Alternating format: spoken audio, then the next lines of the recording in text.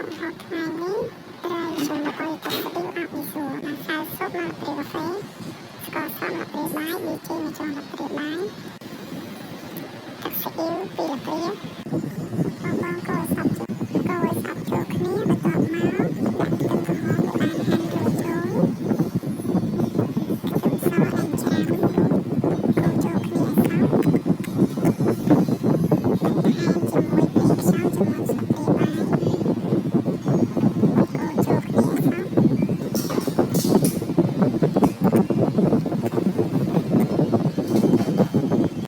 សព្វ